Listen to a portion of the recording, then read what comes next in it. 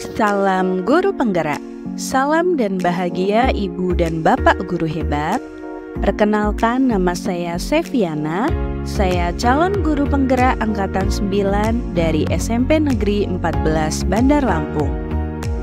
Berikut adalah video aksi nyata saya dari modul 1.4. Aksi nyata ini terdiri dari 2 kegiatan. Yang pertama, sesi berbagi budaya positif dengan rekan guru di SMP Negeri 14 Bandar Lampung. Dan yang kedua, penerapan budaya positif di kelas, yaitu dengan membuat keyakinan kelas.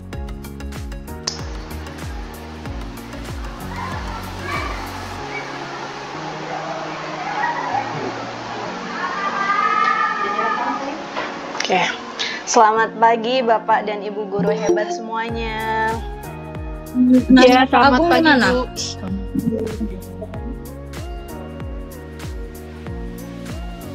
Apa kabar Bapak dan Ibu? Sehat? Sehat Bu. Ya.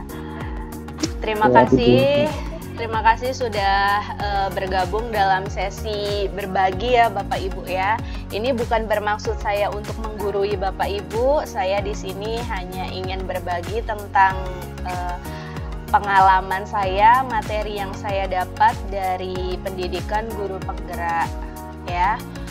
Sebelumnya Bapak Ibu, walaupun semuanya mungkin sudah kenal saya ya Bapak Ibu, saya memperkenalkan diri lagi Bapak Ibu. Perkenalkan, nama saya Seviana.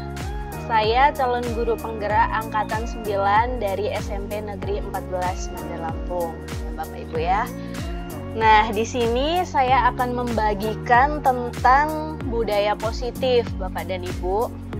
Nah, sebelum kita masuk materi, kita tenangkan dulu hati dan pikiran kita ya Bapak Ibu ya. Kita tenangkan hati dan pikiran kita, arahkan semua perhatian untuk fokus belajar, hadirkan rasa ingin tahu, syukur, dan welas asih. Kita tarik nafas dulu Bapak Ibu. Keluarkan, tarik nafas, keluarkan, tarik nafas, keluarkan. Semoga apa yang akan kita pelajarin hari ini dapat terserap dengan baik dalam pikiran dan otak kita ya Bapak dan Ibu. Nah, sekarang kita udah siap. Kita akan belajar tentang budaya positif ya Bapak Ibu ya. Seorang guru yang baik itu harus memiliki kemampuan dalam mewujudkan budaya positif di sekolah. Nah, budaya positif ini meliputi apa saja? Yang pertama, disiplin positif, motivasi perilaku manusia, kemudian posisi kontrol guru, kemudian keyakinan kelas atau sekolah, kemudian ada yang namanya segitiga restitusi. Nah, sebagai awal, coba Bapak dan Ibu boleh jawab ya pertanyaan ini. Ini jawab dengan setuju atau tidak setuju ya Bapak Ibu ya. Yang pertama, hukuman dapat mendisiplinkan anak. Coba Bapak Ibu, setuju atau tidak setuju ya? Setuju. Setuju. Oke. Setuju. Oh, ada yang tidak setuju ya. Yang kedua, pemberian hukuman dengan hal positif seperti membaca atau membersihkan halaman sekolah dapat meningkatkan disiplin anak. Setuju atau tidak setuju Bapak Ibu? Setuju Bu. Setuju. Oke. Ada yang tidak setuju? Setuju semua Bapak Ibu. Yang ketiga, memberikan penghargaan dapat meningkatkan motivasi belajar anak. Setuju atau tidak Bapak dan Ibu? Setuju. Oke. Nah, pertanyaan ini nanti akan terjawab setelah kita berdiskusi ya Bapak Ibu tentang materi yang akan saya bahas ya. Nah, sekarang menuju ke perubahan paradigma Bapak dan Ibu ya. Kita bayangkan saja Bapak dan Ibu menyobek sebuah kertas. Kemudian tulis di kertas itu tentang benda atau sesuatu yang sangat berharga untuk Bapak dan Ibu. Apapun yang berharga ditulis. Kemudian digenggam di tangan Bapak dan Ibu. Nah, kemudian ada teman Bapak dan Ibu mencoba sekuat tenaga membuka genggaman kepalan tangan Ibu itu. Entah dengan cara menghasut atau mengancam, merayu, menyuap, pokoknya dengan sekuat tenaga agar genggaman tangan Bapak Ibu ini terbuka. Ya. Yang saya tanyakan Bapak dan Ibu, apa yang terjadi coba Bapak dan Ibu?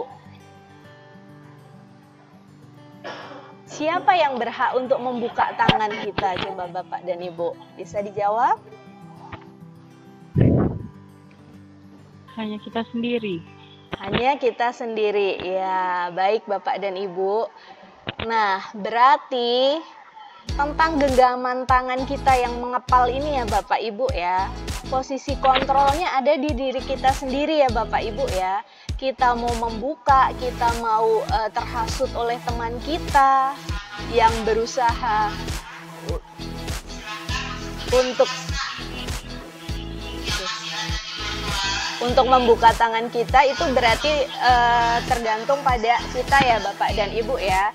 Berarti untuk merubah perilaku itu adalah diri kita sendiri yang bisa merubah ya. Nah, kemudian Bapak dan Ibu, di sini ada perubahan paradigma belajar, teori kontrol namanya Bapak dan Ibu. Jadi dulu ya, guru itu yang mengontrol murid. Kemudian kritik dan membuat orang merasa bersalah itu dapat menguatkan karakter. Nah, kemudian semua penguatan positif, efektif, dan bermanfaat. Kemudian yang terakhir, orang dewasa memiliki hak untuk memaksa. Nah, itu namanya teori kontrol ya Bapak Ibu ya. Itu yang berlaku zaman dulu. Tapi kalau zaman sekarang itu sudah tidak berlaku lagi. Apalagi kurikulum merdeka itu sekarang udah berpihak pada murid ya Bapak Ibu ya. Jadi untuk mengontrol murid itu bukan hanya tugas kita aja. Mengontrol murid tugas guru, tapi untuk memberi kritik, orang membuat merasa bersalah itu sudah bukan tugas guru lagi ya Bapak dan Ibu. Nah, kayak gini harus kita ubah. Kita ubah ke yang namanya budaya positif Bapak dan Ibu. Kenapa sih harus budaya positif? Jadi Bapak dan Ibu, ternyata suasana yang positif itu sangat mendukung terlaksananya pembelajaran yang kondusif ya. Kita lihat aja, dengan suasana positif itu pembelajaran akan berjalan dengan nyaman, aman, menyenangkan gitu, sehingga mampu meningkatkan motivasi belajar siswa tentunya. Gitu ya Bapak dan Ibu ya. Nah, budaya positif itu apa sih? Nah, budaya positif ini adalah nilai atau keyakinan dari kebiasaan-kebiasaan di sekolah yang berpihak pada peserta didik, sehingga peserta didik menjadi pribadi yang bijaksana dan bertanggung jawab. Gitu ya Bapak dan Ibu ya. Nah, dari budaya positif ini kita lanjut ke yang namanya disiplin positif. Nah, tapi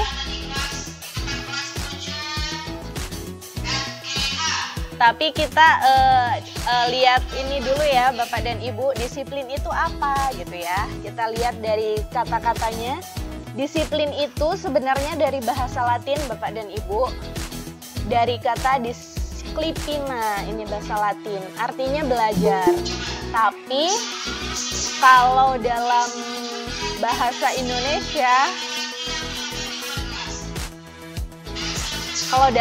Indonesia, disiplin itu berubah menjadi sesuatu untuk mendapatkan kepatuhan. Disiplin itu cenderung untuk patuh.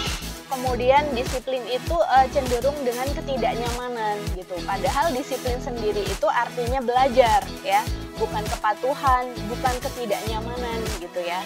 Tapi kalau siswa nyebut disiplin itu apa? Patuh, ketidaknyamanan. Padahal bukan seperti itu ya Bapak dan Ibu ya.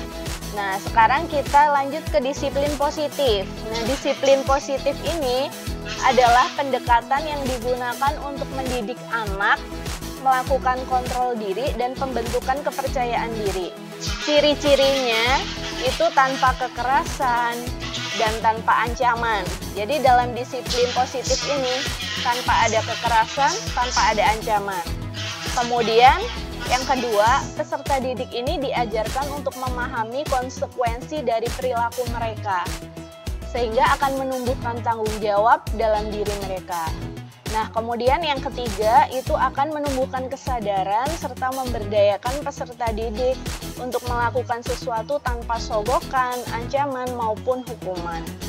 Nah, kalau dalam kurikulum Merdeka ya Bapak Ibu ya, nah disiplin positif ini akan melahirkan nilai-nilai kebajikan yang namanya profil pelajar Pancasila Bapak dan Ibu ya.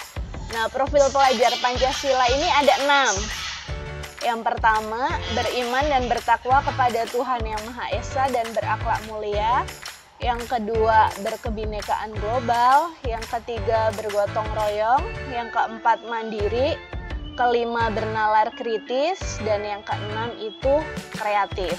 Nah, ini nilai-nilai kebajikan yang terlahir dari disiplin positif yang diterapkan di sekolah gitu. Kemudian dari disiplin positif kita akan ke motivasi perilaku manusia Bapak dan Ibu. Nah, murid kita itu melakukan sesuatu, berperilaku, itu ada motivasinya Bapak dan Ibu. Motivasi itu apa sih? Nah, motivasi itu adalah dorongan yang menggerakkan seseorang untuk melakukan sesuatu. Bisa dari dalam diri maupun dari luar ya Bapak dan Ibu ya. Nah, motivasi perilaku manusia itu apa aja? Ciri-cirinya. 1. Motivasi untuk menghindari ketidaknyamanan atau hukuman. Jadi kalau kita lihat siswa di sekolah, mereka berperilaku seperti itu karena mereka itu untuk menghindari suatu hukuman. Nah, yang kedua, mereka berperilaku itu untuk mendapatkan penghargaan dari orang lain gitu. Nah, yang ketiga, nah ini kalau mereka berperilaku untuk menjadi orang yang mereka inginkan. Kalau ini kesadaran diri ya Bapak Ibu ya, untuk menghargai diri sendiri gitu. Jadi ada 3 ya motivasi perilaku manusia. Yang pertama untuk menghindari hukuman, yang kedua untuk mendapatkan penghargaan atau imbalan dari orang lain, dan yang ketiga itu kesadaran diri untuk menghargai diri sendiri gitu. Nah, di sini ada kata hukuman ya Bapak Ibu. Hukuman itu apa? Nah, tadi yang berkaitan pertanyaan di awal tadi, hukuman dapat mendisiplinkan siswa, yang pertanyaan dari awal. Nah, hukuman ini sebenarnya apa sih Bapak dan Ibu? Hukuman itu adalah suatu tindakan atau perilaku yang diberikan kepada seseorang sebagai akibat dari melakukan pelanggaran atau kesalahan. Kalau hukuman itu ada pelanggaran atau kesalahan, nah setelah ada pelanggaran kesalahan, maka terjadilah suatu hukuman ya. Nah, hukuman itu bisa berupa fisik, verbal, atau sosial. Nah, sebenarnya dalam kurikulum sekarang ini, apalagi kurikulum Merdeka, hukuman itu sudah tidak relevan lagi Bapak dan Ibu. Kenapa? Karena banyak sekali pengaruh negatifnya. Saya kasih 3 contoh ya Bapak Ibu ya di sini. Itu bisa menyebabkan siswa menjadi takut dan benci, ya. Kemudian menyebabkan siswa menjadi agresif. Nah, kemudian menyebabkan siswa menjadi terhambat perkembangannya. Jadi ternyata hukuman ini pengaruhnya negatif untuk siswa kita. Jadi untuk pembelajaran sekarang ini hukuman sudah tidak relevan untuk diterapkan di sekolah ya Bapak dan Ibu ya. Nah, begitu juga dengan yang namanya penghargaan ya. Tadi kan ada hukuman, ada penghargaan juga. Nah, penghargaan itu, kalau hukuman itu karena dia melanggar sesuatu, maka terjadi hukuman. Nah, kalau penghargaan dia mencapai suatu prestasi, nah baru dapat penghargaan. Nah, ini ternyata juga sama seperti hukuman ya Bapak dan Ibu. Ini menyebabkan pengaruh negatif. Nah, salah 2 diantaranya ini menyebabkan siswa menjadi sombong. Jadi karena sudah terbiasa dengan penghargaan, biasanya siswa itu dia menjadi sombong. Oh, saya dapat penghargaan gitu. Kemudian menyebabkan siswa menjadi bergantung pada penghargaan. Jadi dia melakukan sesuatu karena dia ingin dapat penghargaan. Jadi ketergantungan. Jadi ini penghargaan sebenarnya tidak baik juga untuk murid kita, ya Bapak dan Ibu. Nah, kemudian yang baik itu apa? Nah, kalau kita melakukan apresiasi kepada murid kita. Nah, apresiasi atau pengakuan ini baik untuk murid kita. Dengan catatan, beri pengakuan secara khusus. Kemudian beri pengakuan secara pribadi. Kemudian beri pengakuan kepada semua murid secara bergantian. Kemudian beri pengakuan secara konsisten dan kemudian fokus pada proses gitu. Ini salah satu contohnya ya, apresiasi ya Bapak dan Ibu. Nah, misalnya ada siswa menolong siswa baru yang ada di kelas kita. Kita kasih aja apresiasi kepada murid kita. Contohnya, kemarin nak, Ibu lihat, Ibu perhatikan rasa empatimu besar sekali.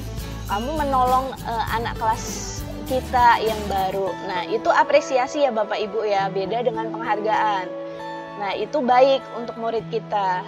Kemudian misalnya ada anak yang membantu teman sekelasnya tugas kerja kelompok.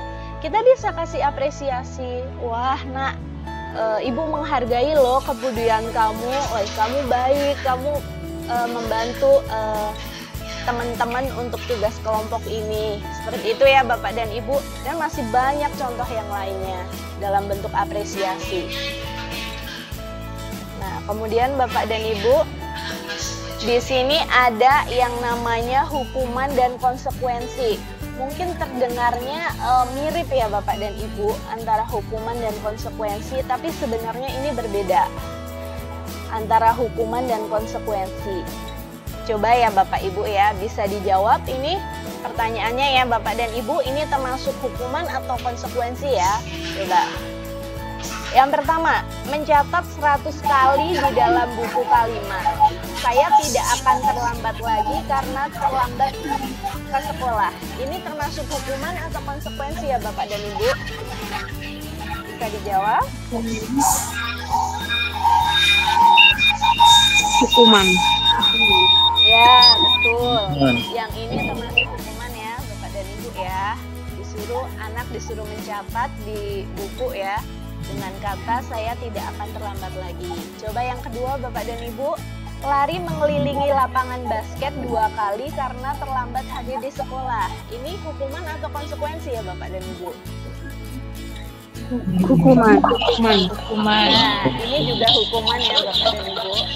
Nah, kemudian yang ketiga, murid diminta untuk push up 15 kali karena tidak menggunakan masker ke sekolah. Hukuman atau konsekuensi ya? Hukuman. Betul, ini juga hukuman. Yang keempat, menggantikan kertas tugas teman yang telah dicoret-coret. Nah, ini hukuman atau konsekuensi ya? Konsekuensi. Nah, betul, ini konsekuensi ya. Kemudian, membersihkan tumpahan air di meja tulis karena tersenggol pada saat belajar. Hukuman atau konsekuensi ya? Konsekuensi. Ya, betul. Kemudian murid disuruh untuk mengenakan sepatu seharian di sekolah karena tidak mengenakan sepatu hitam. Hukuman atau konsekuensi? Soalnya nggak hukuman. Coba, murid disuruh untuk mengenakan sepatu seharian di sekolah karena dia tidak mengenakan sepatu hitam. Hukuman atau konsekuensi? Konsekuensi. Hukuman atau konsekuensi Bapak dan Ibu? Konsekuensi. Konsekuensi ya, karena dia tidak mengenakan sepatu hitam, maka dia harus mengenakan sepatu seharian di sekolah gitu ya. Kemudian Lari mengelilingi lapangan basket 2 kali karena terlambat 10 menit untuk pelajaran PJOK. Hukuman atau konsekuensi? Bapak dan Ibu, hukuman atau konsekuensi? Konsekuensi. Ya, konsekuensi ya, karena dia terlambat olahraga ya. Jadi dia disuruh mengelilingi lapangan basket dua kali. Kebetulan pas jam olahraga. Jadi ini termasuk konsekuensi. Itu ya Bapak dan Ibu. Jadi ini perbedaan hukuman dan konsekuensi. Kalau hukuman itu lebih ke sesuatu yang menyakitkan harus terjadi, ya. Nah, kalau konsekuensi itu sesuatu harus terjadi, nggak harus yang menyakitkan. Kemudian hukuman itu jelas membuat siswa menjadi sakit. Kalau konsekuensi hanya siswanya merasa tidak nyaman saja. Kemudian hukuman membuat anak benci kedisiplinan, terus secara paksaan ya, mendorong anak menyakiti diri sendiri, gitu. Kemudian anak belajar untuk menyembunyikan kesalahan gitu. Jadi hukuman itu lebih cenderung negatif ya kalau saya lihat di sini ya. Nah, beda dengan konsekuensi. Nah, kalau konsekuensi ini anak menghargai disiplin, kemudian mendorong anak untuk mudah menyesuaikan diri, kemudian konsep diri yang baik, terus anak belajar untuk mematuhi peraturan. Nah, sebenarnya hukuman sama konsekuensi hampir mirip, tapi hukuman lebih cenderung negatif. Konsekuensi saya nggak bisa bilang itu negatif, dan saya juga nggak bisa bilang itu positif. Itu tengah-tengah antara negatif dan positif. Nanti ada yang namanya restitusi, itu yang benar-benar positif. Itu ya Bapak dan Ibu. Nah, kemudian tadi terkait budaya positif, ada posisi kontrol seorang guru. Nah, kalau kita jadi seorang guru, kita itu sebagai apa sih? Jadi ada 5 posisi kontrol itu. Ada yang namanya sebagai penghukum, kemudian teman, kemudian membuat merasa bersalah, pemantau, kemudian ada yang namanya manajer. Kalau penghukum ini udah jelas ya Bapak Ibu, bahwa guru itu ya, kalau misalnya ada siswa yang terlambat nih, langsung kita tegur murid, kenapa kamu terlambat? Nah, itu udah pasti penghukum ya Bapak dan Ibu ya. Kalau teman, ya berarti kita itu berusaha sejajar sama murid kita. Tapi kalau dalam kondisi seperti ini, kita kan ngajar anak SMP ya Bapak dan Ibu ya. Sepertinya usia kita terpaut jauh dengan usia anak SMP. Jadi kalau sebagai teman, posisi guru sebagai teman itu masih kurang relevan kalau menurut saya ya. Kemudian yang ketiga, pembuat merasa bersalah. Pembuat merasa bersalah itu seperti apa? Kalau kita misalnya di kelas nih, ada siswa yang tidak mengerjakan tugas, kemudian kita bilang, ayolah nak, kasihanin ibu, kan kemarin kamu udah bilang, kamu janji untuk mengerjakan tugas. Nah, itu membuat merasa bersalah. Itu juga kurang baik ya Bapak dan Ibu ya. Nah, kemudian ada yang namanya pemantau. Kalau pemantau kita ya mantauin siswa. Kalau kita di kelas, kita memantau siswa, kemudian kita sering bilang, ayo siapa yang mau dapat nilai A+, kerjakan tugasnya. Nah, itu pemantau Bapak dan Ibu. Sedikit memaksa ya untuk siswa mengerjakan tugas. Iming-imingnya adalah apa, mendapatkan nilai lah gitu. Nah, yang paling bagus ini posisi yang ke-5. Kita sebagai manajer gitu. Nah, kalau sebagai manajer itu kita mempersilahkan murid untuk mempertanggungjawabkan perilakunya gitu, dan mendukung murid untuk menemukan solusi atas permasalahannya sendiri. Nah, kalau dalam posisi manajer ini nanti akan menciptakan budaya yang sangat positif Bapak dan Ibu. Jadi nanti siswa itu yang akan menemukan masalahnya sendiri. Kemudian kita hanya sebagai perantara aja. Gitu Bapak dan Ibu. Jadi semoga untuk ke depan ya, kita jangan sampai jadi seorang guru yang sebagai penghukum atau teman atau pembuat merasa bersalah, apalagi pemantau. Semoga ke depan kita sebagai guru yang posisi kontrolnya sebagai seorang manajer ya Bapak dan Ibu ya. Nah, untuk memperjelas posisi kontrol ini, coba Bapak dan Ibu bisa bantu jawab ya. Coba, siapa yang mengatakan ini? Posisi kontrol yang mana? Coba ya Bapak dan Ibu ya. Saya kecewa sekali dengan kamu. Coba, sebagai apa ini Bapak dan Ibu? Penghukum kah? Atau tadi teman? Atau pembuat merasa bersalah? Atau pemantau? Atau manajer? Coba Bapak dan Ibu. Saya kecewa sekali dengan kamu. Kira-kira apa dan Bapak Ibu? Membuat merasa bersalah. Oke, membuat merasa bersalah ya. Saya kecewa sekali dengan kamu. Coba yang kedua. Kamu tidak pernah benar melakukannya. Kira-kira apa itu? Kamu tidak pernah benar melakukannya. Membuat rasa bersalah ya Bu. Oke. Kemudian yang ketiga, ayolah lakukan demi ibu, bapak. Ayolah lakukan demi ibu. Apa coba bapak dan ibu? Pemantau. Masih kurang tepat. Sama sebenarnya bapak ibu, ini juga membuat merasa bersalah ya. Ayolah lakukan demi ibu dan bapak gitu. Nanti anak-anak akan merasa bersalah kalau kita mengatakan itu ya. Kemudian yang keempat Bapak dan Ibu, apakah kamu mau mendapatkan stiker bintang hari ini? Ini apa coba Bapak Ibu?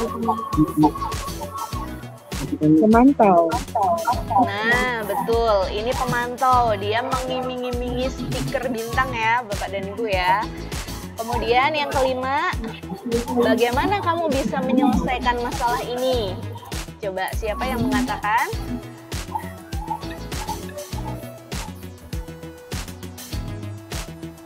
Siapa Bapak dan Ibu? Bagaimana kamu bisa menyelesaikan masalah ini? Siapa? Apakah penghukum? Apakah teman? Ada yang bisa jawab?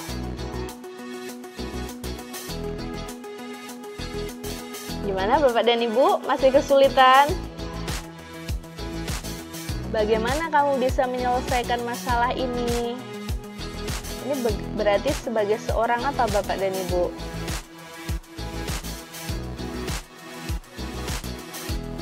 Coba lihat lagi Bapak dan Ibu.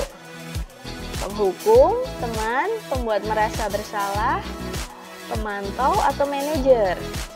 Coba. Bagaimana Manajer kamu bisa? Ya, betul sekali ya.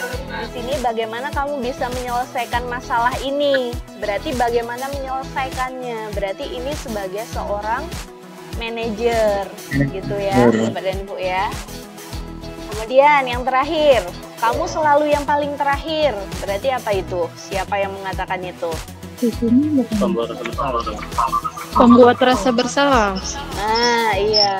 Jadi siswa terpojokkan ya karena gurunya bilang kamu selalu yang paling terakhir gitu ya Bapak dan Ibu ya. Oke, itu mengenai posisi kontrol seorang guru ya. Jadi yang paling ideal adalah seorang manajer ya Bapak dan Ibu. Semoga kita semua dapat menerapkan posisi kontrol seorang manajer ya sebagai seorang guru ya. Nah, kemudian ada yang namanya keyakinan kelas Bapak dan Ibu. Kalau dulu ada yang namanya tata tertib sekolah, kemudian peraturan sekolah, kemudian ada kesepakatan kelas. Nah, di sini ada keyakinan kelas gitu. Nah, kenapa sih harus keyakinan kelas? Kenapa sih nggak harus? Kenapa nggak peraturan kelas aja gitu? Saya jelaskan perbedaannya ya Bapak dan Ibu ya. Jadi kalau peraturan itu lebih cenderung satu arah. yang membuat peraturan itu biasanya itu adalah guru tanpa diskusi dengan murid-murid. Jadi hanya searah. Kemudian peraturan kelas itu bersifat kaku, harus dilaksanakan. Kalau misalnya nggak dilaksanakan, pasti nanti ada hukuman gitu. Sementara hukuman itu dampaknya negatif bagi siswa dan tidak relevan lagi. Maka muncullah keyakinan kelas gitu. Nah, kalau keyakinan kelas ini dibentuk kesepakatan antara guru dan siswa. Jadi guru dan siswa saling berdiskusi, kemudian muncullah keyakinan kelas. Tapi keyakinan kelas ini dibentuk dari peraturan kelas. Gitu Bapak dan Ibu. Nah, ini saya kasih contohnya ya Bapak dan Ibu ya. Contoh, ada peraturan seperti ini. Selalu kembalikan buku ke tempatnya. Nah, berarti keyakinan kelasnya apa? Berarti keyakinan kelasnya adalah tanggung jawab, ya. Jadi siswa diminta untuk bertanggung jawab. Selalu kembalikan buku ke tempatnya, itu peraturan kelas namanya Bapak Ibu. Jadi keyakinan kelasnya nilainya adalah tanggung jawab. Itu ya Bapak dan Ibu ya. Nah, kemudian yang kedua, ada dilarang mengganggu orang lain. Dilarang mengganggu orang lain, berarti apa? Keyakinan kelasnya saling menghargai atau saling menghormati. Gitu ya Bapak dan Ibu ya. Nah, kemudian yang ketiga, hadir di sekolah 15 menit sebelum pembelajaran dimulai. Ini berarti apa? Bisa tanggung jawab, bisa juga disiplin ya Bapak dan Ibu. Nah, kemudian dilarang melakukan kekerasan. Berarti ini apa? Keyakinan kelasnya, yaitu tentang keselamatan itu. Nah, kemudian dilarang menggunakan narkoba. Berarti keyakinan kelasnya apa? Itu berarti kesehatan gitu. Nah, kemudian bergantian atau menunggu giliran. Nah, berarti di sini kesabaran bisa, atau menghormati orang lain juga bisa ya Bapak dan Ibu ya. Nah, kemudian gunakan masker. Kalau gunakan masker berarti keyakinan kelasnya adalah kebersihan bisa, atau kesehatan juga bisa. Nah, kemudian jangan berlari di kelas atau di koridor. Nah, berarti ini bisa keamanan atau bisa keselamatan. Itu ya Bapak Ibu ya. Nah, ini jawabannya. Jadi bisa membedakan antara peraturan dan keyakinan kelas ya Bapak Ibu ya. Kalau keyakinan kelas itu lebih ke nilai kebajikan yang terkandung dalam peraturan kelas itu. Jadi sifatnya tidak begitu kaku ya Bapak dan Ibu, dan tidak pemaksaan gitu. Nah, kemudian setelah keyakinan kelas, ada yang namanya kebutuhan dasar manusia dan dunia berkualitas. Jadi kalau kita lihat perilaku siswa kita di sekolah, ada yang aneh-aneh gitu. Sebenarnya ini berhubungan dengan kebutuhan dasarnya, apakah terpenuhi atau tidak terpenuhi. Jadi kebutuhan dasar itu ada 5 Bapak Ibu. Kebutuhan bertahan hidup, kebutuhan akan kasih sayang dan rasa diterima, kemudian penguasaan, kemudian kebebasan, kemudian kesenangan gitu. Nah, kita sering perhatikan ya Bapak Ibu ya, ada siswa di kelas yang caper sama kita, cari perhatian terus kerjaannya. Nah, berarti ini ada sesuatu yang lain nih Bapak Ibu, berarti ada kebutuhan yang belum terpenuhi. Kalau siswa caper itu berarti dia kurang kasih sayang, berarti kebutuhan dasar yang belum terpenuhi yaitu adalah kasih sayang dan rasa diterima gitu. Nah, kemudian ada juga siswa yang bolak-balik ke kamar mandi, entah pada saat pelajaran kita berapa kali bolak-balik ke kamar mandi. Nah, berarti ada kebutuhan dasar yang belum terpenuhi, yaitu kebutuhan akan kebebasan. Dia ternyata butuh kebebasan ya Bapak dan Ibu. Nah gitu, jadi perilaku-perilaku siswa kita itu dipengaruhi oleh kebutuhan dasar dari manusia itu sendiri yang belum terpenuhi gitu ya Bapak dan Ibu ya. Nah, ini yang terakhir, ada yang namanya restitusi Bapak dan Ibu. Tadi ada hukuman, konsekuensi, dan ini ada yang namanya restitusi. Tadi saya bilang kalau hukuman itu cenderung negatif, konsekuensi tengah-tengah, restitusi ini yang harus kita terapkan di sekolah kita ya. Restitusi itu apa sih Bapak dan Ibu? Restitusi itu adalah proses menciptakan kondisi bagi murid untuk memperbaiki kesalahan mereka, sehingga mereka bisa kembali pada kelompok mereka dengan karakter yang lebih kuat gitu. Nah, jadi restitusi itu singkatnya itu suatu proses untuk menciptakan kondisi di mana murid kalau melakukan kesalahan, nah mereka itu memperbaiki kesalahan itu, mencari solusi, mereka sendiri yang mencari solusi gitu Bapak dan Ibu. Kita hanya sebagai perantaranya aja gitu. Ini ada 9 ciri-ciri restitusi Bapak dan Ibu. Yang pertama, bukan untuk menebus kesalahan, namun untuk belajar dari kesalahan. Kemudian yang kedua, memperbaiki hubungan. Yang ketiga, tawaran bukan paksaan. Yang keempat, restitusi menuntun untuk melihat ke dalam diri. Kemudian yang kelima, restitusi mencari kebutuhan dasar yang mendasari tindakan. Kemudian restitusi diri adalah cara yang paling baik. Kemudian restitusi itu fokus pada karakter ya Bapak dan Ibu ya, bukan tindakan. Kemudian yang kedelapan, restitusi fokus pada solusi. Nah, kemudian restitusi mengembalikan murid yang berbuat salah pada kelompoknya gitu.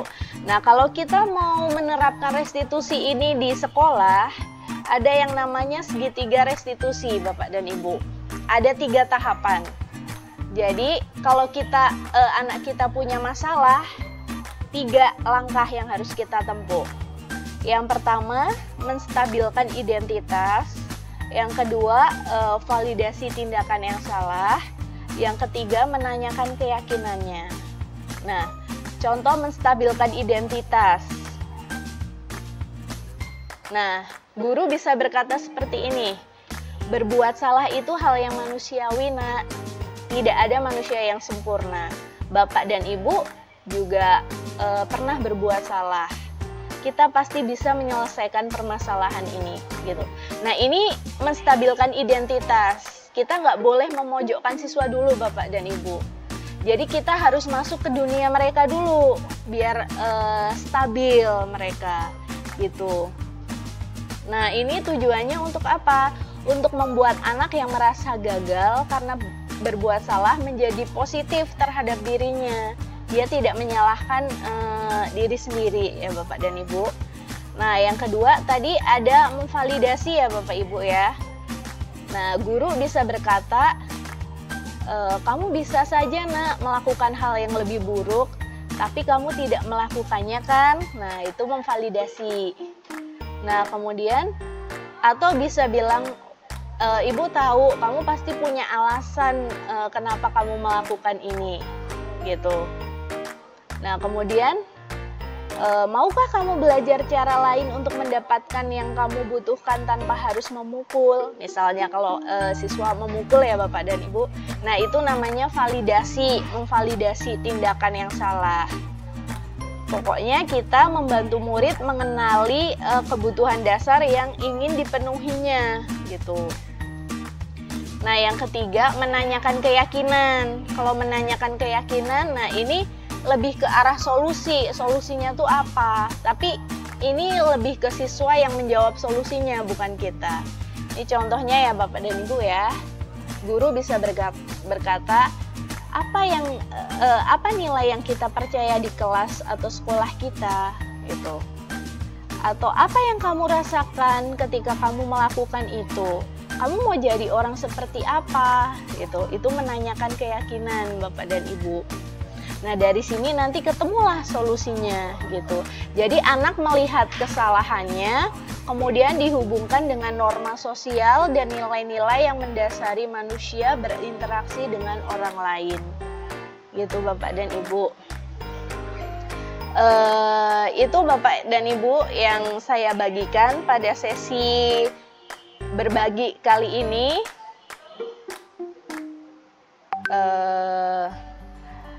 Apakah ada yang ingin ditanyakan Bapak dan Ibu? Ya, Bu Selvi Haidir. Boleh, langsung aja Bu Selvi. Itu masih di mute, Bu. Maaf, itu masih di mute. Ya. Baik Bu, terima kasih atas waktunya. Yang saya ingin tanyakan, misalnya ada siswa berhasil melakukan sesuatu dengan baik, Ya. nah nilainya bagus. Ya. Kemudian kita memberi tepuk tangan, apakah itu diperbolehkan? Oh iya. Langsung saya jawab ya Bu Selvi ya. Ya Bu.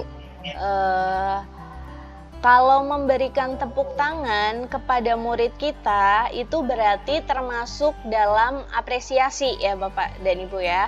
Bukan memberikan penghargaan. Kalau penghargaan itu berupa barang biasanya.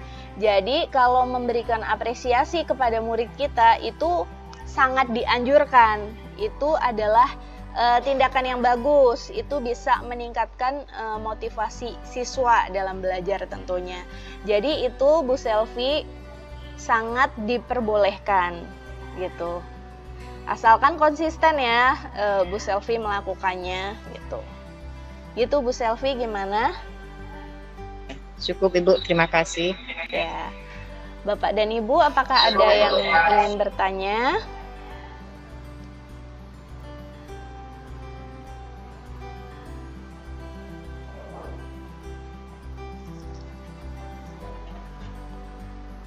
Silahkan Bapak Ibu, kalau ada yang mau bertanya, masih ada waktu.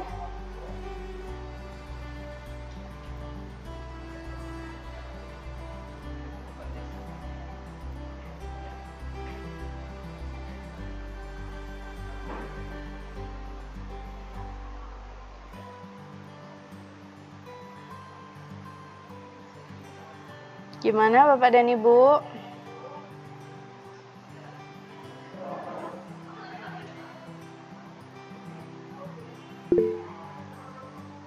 Ya, Bu Eva, gimana?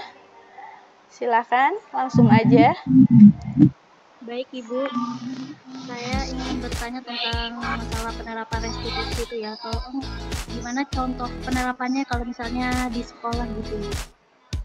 Oh, ya Bu Eva, tadi baru penjelasan ya, belum ada contohnya ya Bu Eva ya. Saya akan tunjukkan contohnya lewat video. Kebetulan saya sudah menerapkannya kemarin Bu Eva ya. Bisa lihat video saya ya Bu Eva. Sebentar.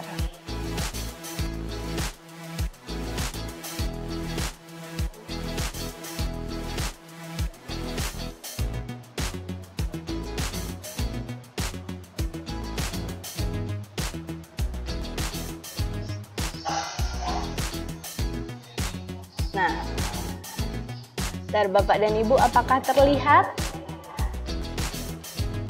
video saya? Belum Bu.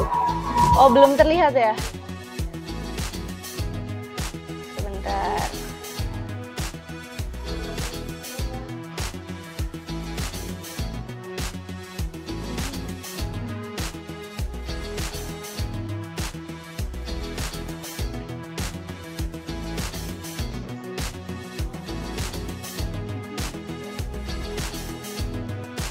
Terlihat nggak Bapak dan Ibu?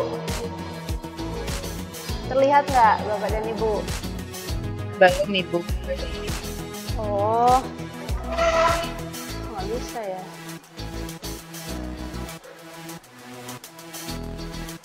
Oh, saya jelaskan aja ya Bapak dan Ibu ya, karena ada kendala teknis sepertinya terkait ini video. Jadi gini Bapak Ibu, saya kemarin kebetulan ada kasus siswa saya ada yang mencuri di kelas. Nah, kemudian saya terapkan segitiga restitusi. Nah, yang pertama saya panggil siswanya ke ruangan saya. Kemudian saya bertanya kepada siswa itu yang saya panggil. Gini percakapannya ya Bapak dan Ibu ya. Nak, kamu tahu kan kenapa Ibu panggil ke sini? Itu seperti itu. Kemudian saya menstabilkan identitas dengan berkata, Ibu yakin kok kamu pasti tidak sengaja melakukan ini gitu. Nah, kemudian siswa itu pasti menjawab Bapak dan Ibu, iya Bu, kata itu. Saya hanya kesal Bu, karena dia sering membuli saya, jadi saya terpaksa ngambil uangnya biar dia kapok gitu. Nah, kemudian kita jangan langsung menyudutkan siswa Bapak dan Ibu. Kita bisa bilang, oh Ibu juga pasti kesel kalau misalnya diejek sama temen, mungkin Ibu juga akan kayak gitu. Nah, itu menstabilkan identitas siswa. Jadi siswa lebih positif ya Bapak Ibu ya. Nah, kemudian kita memvalidasi tindakan. Kita bisa nanyakan, pasti kamu punya alasan karena coba ceritakan ke Ibu, kenapa sih kamu melakukan itu.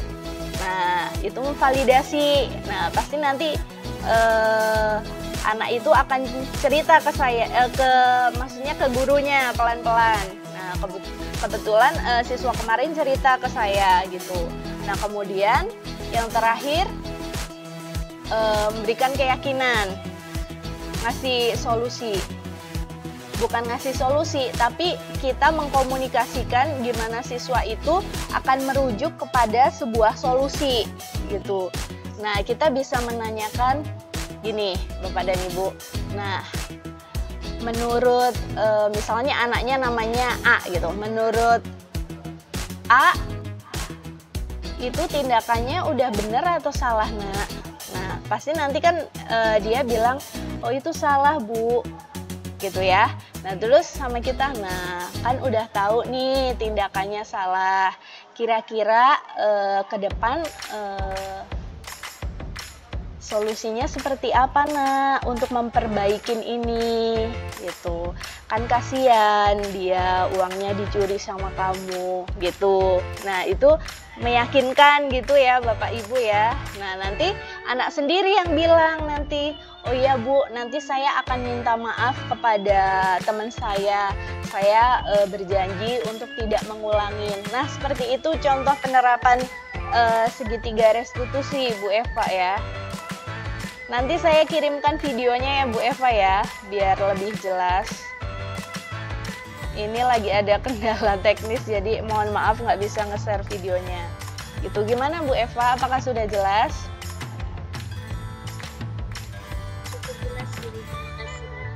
Iya, jadi tanpa ada hukuman ya Bu Eva ya, kalau restitusi ya. Jangan ada pemaksaan ke murid kita gitu. Ada lagi yang mau ditanyakan? Iya, Pak Yanu, gimana? Oke Bu, jadi sebagai guru gimana kita untuk meyakinkan bahwasannya itu bukan hukuman, melainkan konsekuensi. Jadi kan antara hukuman dan konsekuensi itu kan ada sedikit perbedaan. Bahkan penganggapan siswa mungkin itu adalah hukuman, bukan konsekuensi seperti itu. Oh, iya Pak Yano, saya mencoba menjawab ya Pak Yano. Sebenarnya saya juga nggak menyarankan untuk memberikan konsekuensi kepada murid ya Pak Yano ya. Kita lebih ke restitusi saja, berikan restitusi kepada murid kita gitu. Kalau hukuman, sebenarnya anak bisa paham sih kalau misalnya kita menerangkannya pelan-pelan. Kalau hukuman itu kan lebih ke fisik ya Pak Yano ya. Lebih ke disuruh apa, berkeliling, lari, atau kita marahin, kayak gitu ya kalau hukuman ya. Sementara kalau konsekuensi itu karena kita tidak melakukan itu, nah maka ini nih kamu harus kayak gini. Misalnya karena kamu menjatuhkan apa ya, misalnya menjatuhkan air ke buku temanmu, ya berarti buku temanmu ini harus diganti gitu kan. Nggak harus fisik kan Pak Yano ya kalau konsekuensi. Nah, tapi baik hukuman sama konsekuensi saya tidak menyarankan Pak Yano ya. Dalam kurikulum Merdeka ini nggak boleh sebenarnya seperti itu. Makanya saya bilang tadi ada yang namanya restitusi. Ya, restitusi itu yang baik, tanpa ada hukuman, tanpa ada konsekuensi. Jadi kalau bisa, ya Pak Yano ya, kalau kita sebagai seorang guru, itu jangan sampai memberikan hukuman atau konsekuensi. Gitu. Gitu Pak Yano. Gimana Pak Yanu? Ya Bu, sudah cukup. Oke. Ada lagi Bapak dan Ibu?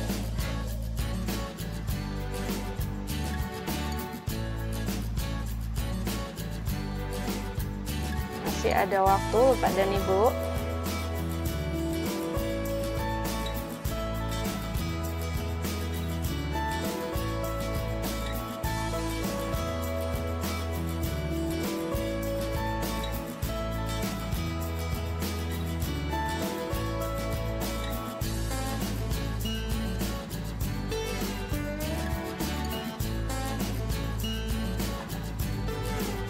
Ada lagi?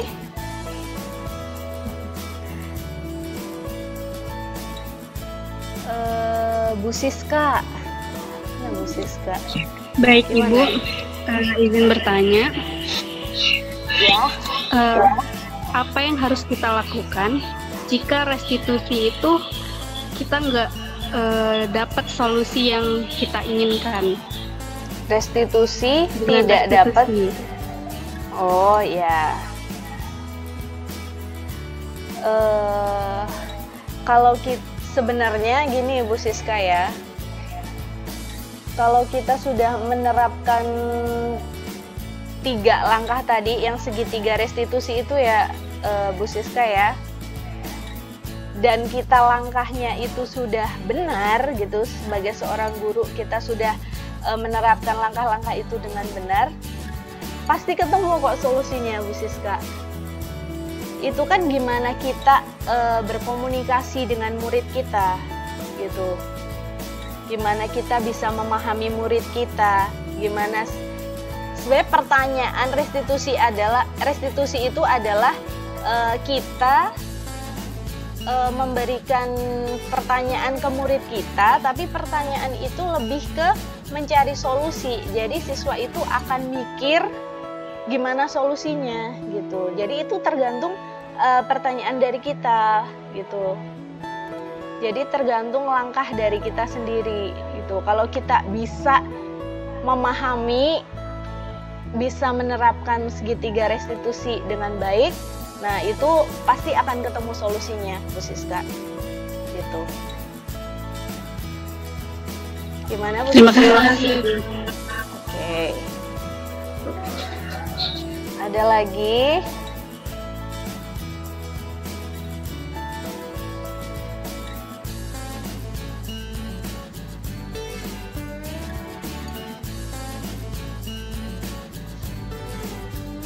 Ada lagi Bu dan Bapak?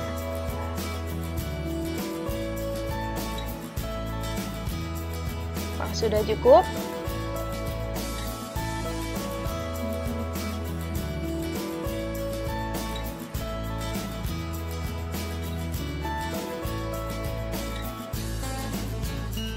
Kalau sudah cukup, boleh buka kameranya semua, Bapak Ibu. Kita foto bersama dulu ya Bapak dan Ibu ya.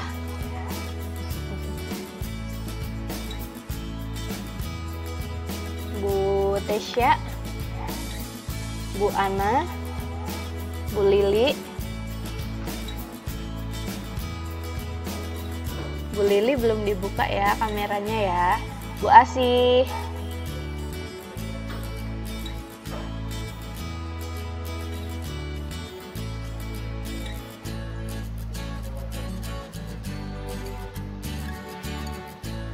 Bu Virjenan Sony atau Bapak ya ini ya.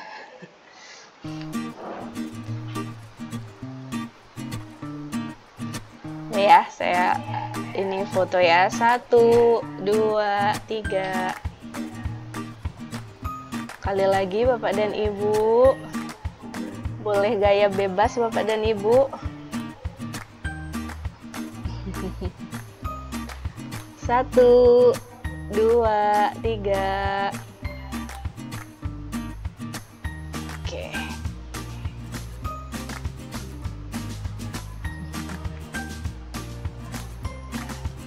Oke, kalau sudah tidak ada pertanyaan ya Bapak Ibu, saya cukupkan sesi berbagi pada hari ini. Terima kasih sudah mengikuti sesi berbagi dengan saya, Seviana.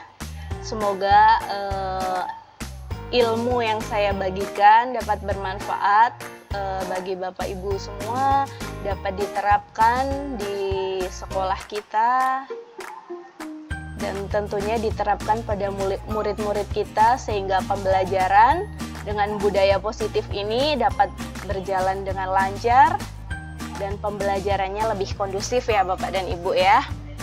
Saya akhirin, selamat siang Bapak dan Ibu guru hebat semua. Salam dan bahagia. Selamat siang. Iya, selamat siang. Terima kasih juga Ibu Sevi atas ilmunya. Ya. Dari yang kedua, penerapan budaya positif di kelas, yaitu dengan membuat keyakinan kelas.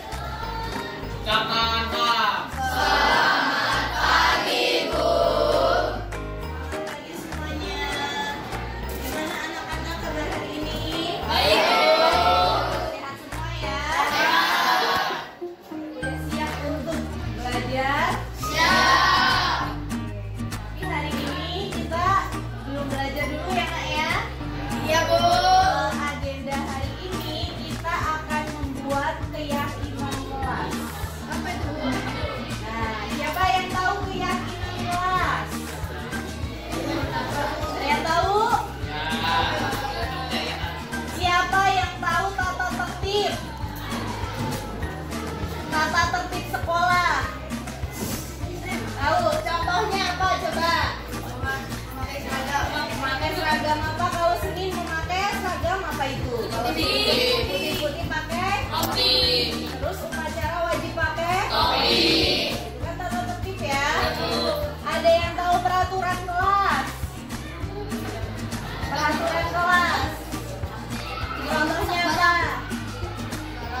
Tidak merusak barang, apalagi nak? Tidak membuang sampah sembarangan, apalagi? Banyak nak peraturan kelas. Yo. Melaksanakan piket kelas.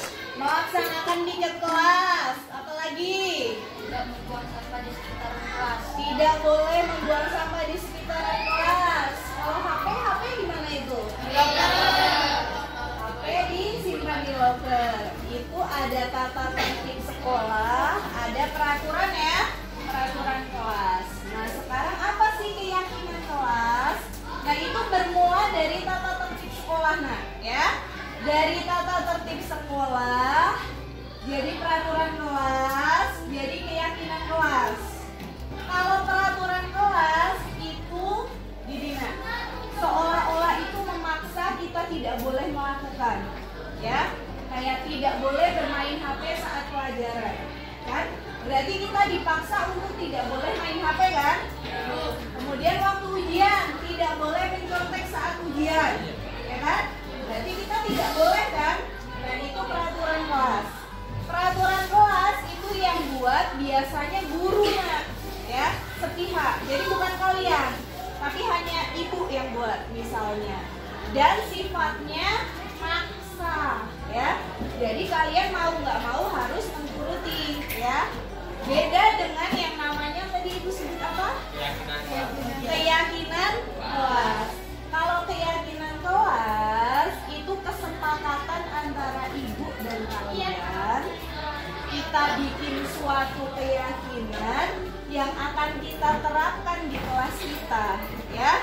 Jadi ibu nggak maksa kalian, kalian nggak maksa diri sendiri. Tapi udah kesepakatan antara ibu dan kalian. Paham bedanya? Oke, coba sekarang keyakinan kelas itu dari peraturan kelas dulu nak yang pertama. Bisa sebutin lagi peraturan kelas contohnya satu apa? Yang tadi disebutkan oleh Kafir, Rafa, Fadila, coba. Peraturan kelas nak kayak harus apa tadi? Tiket. Terus apa lagi? Memakai seragam sesuai dengan peraturan. Ada yang mau menuliskan? Ibu tulis di sini peraturan kelas dulu ya.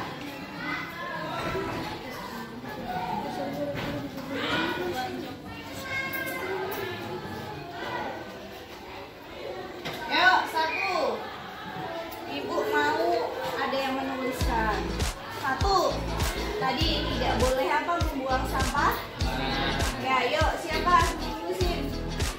Ayo nak, kakak yuk.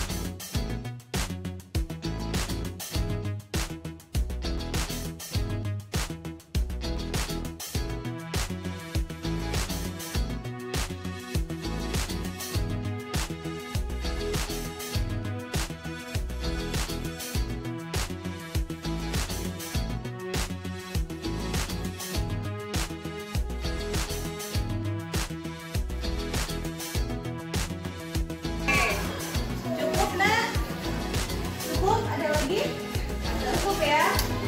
Yang di kelas kita ini dulu ya. Segini dulu cukup ya. Oke, dari peraturan kelas ini nak, kita bikin keyakinan kelas namanya nak.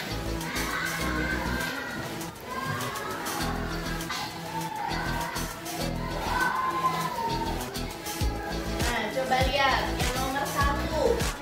Tidak boleh membuang sampah sembarangan. Tidak boleh membuang sampah sembarangan. Nilai apa yang terkandung di situ? Kita nggak boleh buang sampah sembarangan biar apa? Berarti nilai apa yang terkandung nah? Nomor 1. Apa? Kedisiplinan. Bersih. Kan biar bersih kan? Ya benar nggak? Oke, sekarang nomor 2 lihat. Tidak boleh mencontek. Nilai apa? Kejujuran. Kejujuran. Lagi nomor 3. Melaksanakan tiket kelas. Tanggung jawab. Oke.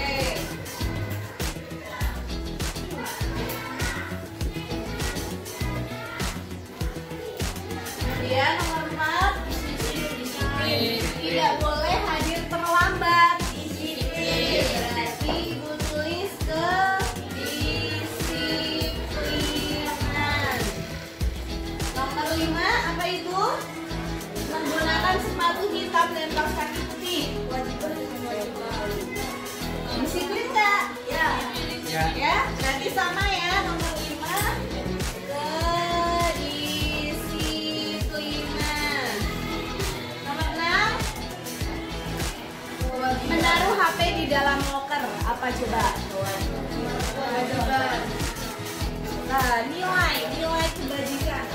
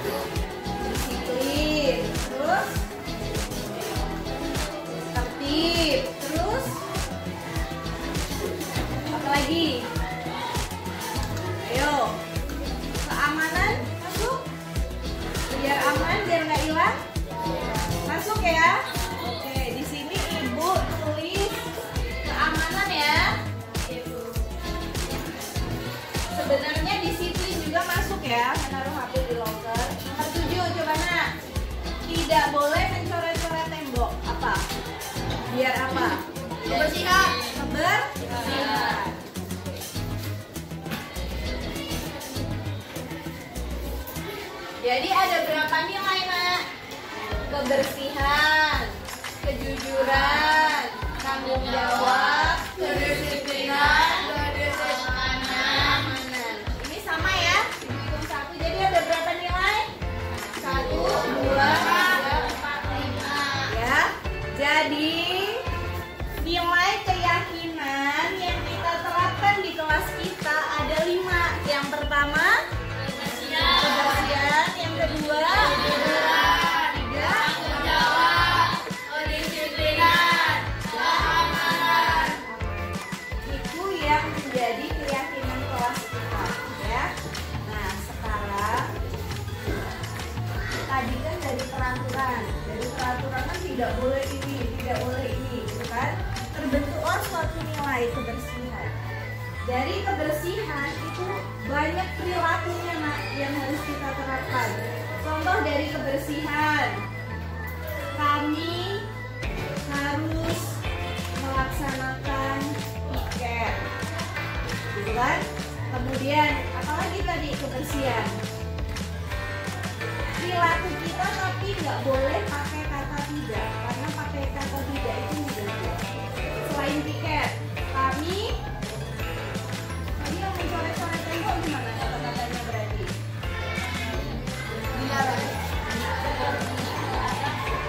Jangan pakai kata tidak, coba pakai kata positif. Kami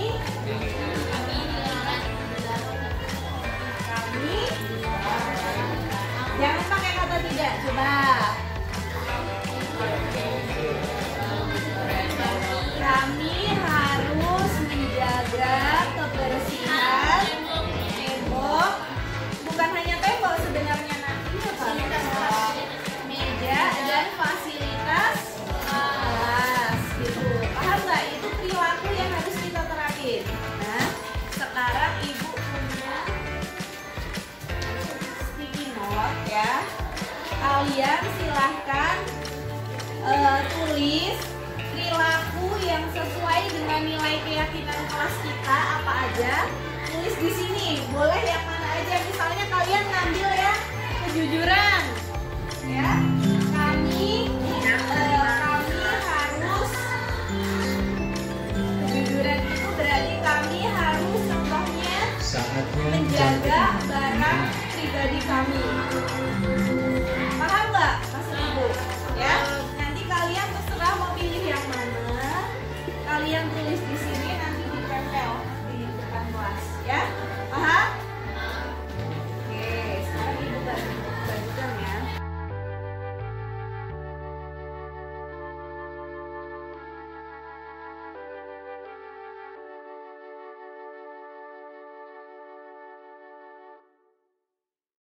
Dana, nanti yang kalian tulis tempelin di depan ya. Termasuk yang mana? Kalau kebersihan tempel di sini, kebersihan, gitu ya. Kalau termasuk nilai kejujuran tempel di sini.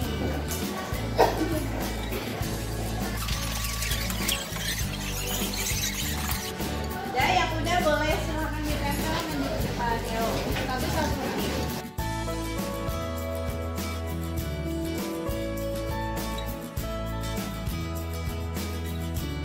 Udah semua? Oh, kejujurannya cuma satu, Nak. Oh, kejujuran cuma satu, Nak. Nanti di... Oke. Ibu bacakan satu-satu ya. Tempelnya ya. Ini yang berkaitan dengan kebersihan. Melaksanakan piket kelas sesuai jadwal. Oke ya? Sepakat? Sepakat ya? Oke. Kami selalu menjaga kebersihan kelas dengan cara melaksanakan piket kelas. Oke? Oke, sip. Kami harus membuang sampah pada tempatnya. Setuju nggak? Oke. Ini yang kebersihan. Terus yang mana lagi? Kedisiplinan. Kami sebagai pelajar diharuskan datang tepat waktu. Setuju ya? Semuanya setuju? Berarti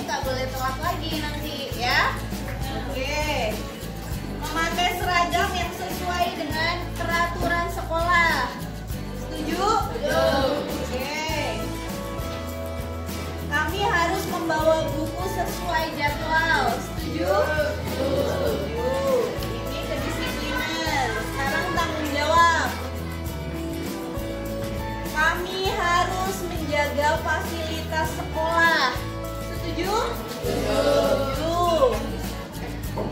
Kami akan bertanggung jawab ketika melakukan kesalahan. Nah ini, setuju nggak? Oke, berarti kalau kalian melakukan kesalahan, kalian harus tanggung jawab dengan konsekuensinya ya. Setuju ya? Kemudian menjaga fasilitas kelas dan fasilitas teman. Setuju? Maksudnya mungkin ini barang di kelas dan barang temannya gitu ya. Setuju ya? Oke, keamanan. Kami harus menjaga barang milik kami. Setuju? Berarti tidak boleh ada yang usil, ngambil barang punya orang lain ya. Sepakat semuanya ya? Oke. Kejujuran ini cuma satu doang pasangan. Kami harus mengerjakan tugas dengan sungguh-sungguh. Sepakat? Artinya tidak boleh mentek kalau ujian ya.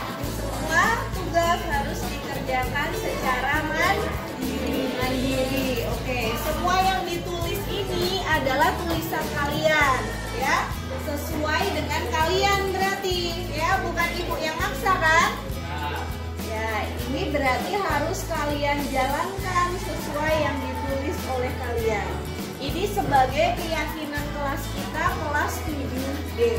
Harus dijalankan dengan sungguh-sungguh, bekerja sama sekelas biar tercipta lingkungan yang aman, nyaman, dan tentunya lingkungan yang kondusif untuk pembelajaran. Ya, sepakat semuanya? Oke. Karena udah bikin keyakinan kelas, udah sepakat semuanya. Sekarang ibu panggil sesuai absen untuk tanda tangan kesepakatan ini nak, keyakinan ini ya. Jadi kalian bikin ini tanpa ada paksaan dari ibu ya. Dan udah sepakat untuk melakukan ini ya. Paham kan? Oke.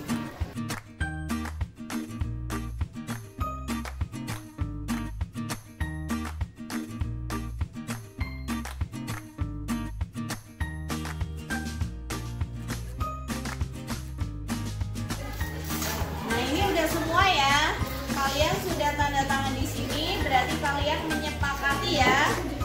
Oke, berarti untuk ke depan, ayo kita sama-sama, ibu dan kalian bekerja sama untuk menerapkan keyakinan kelas 7D ini ya. Sepakat semua ya? Semoga kelas kita akan menjadi kelas yang nyaman, kondusif ya, dan nyaman untuk belajar tentunya ya. Oke, sampai di sini ada yang ditanyakan nak? Sudah ada? Oke, tepuk tangan dulu buat kita semua. Ya, kita sudah selesai membuat keyakinan kelas. Semoga ke depan bisa kita terapkan sama-sama ya. Tidak hanya satu orang yang melaksanakannya, tapi semua dari kelas 7D ini harus bersama-sama melaksanakannya ya, biar terwujud lingkungan yang kondusif ya. Oke, sekian dari ibu. Semoga keyakinan kelas ini bisa kita terapkan bersama-sama ya. Oke, sampai jumpa pertemuan selanjutnya. Kalian tetap jaga kesehatan ya anak-anak ya. Oke, ibu akhiri. Selamat pagi semuanya.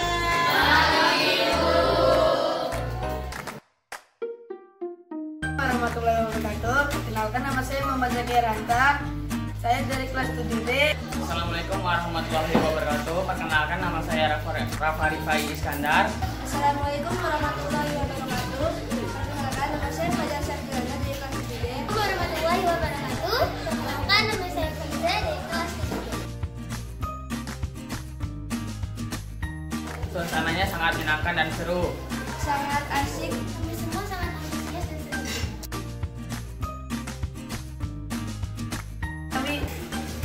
menyepakatinya dengan bersama-sama. Dan teman-teman yang menyepakati keyakinan tersebut. Dan semuanya setuju. Kami semua sangat antusias. Demikian video aksi nyata yang telah saya buat. Ayo Bapak dan Ibu guru hebat, kita terapkan budaya positif di sekolah kita. Semangat Bapak dan Ibu guru hebat, salam guru penggerak.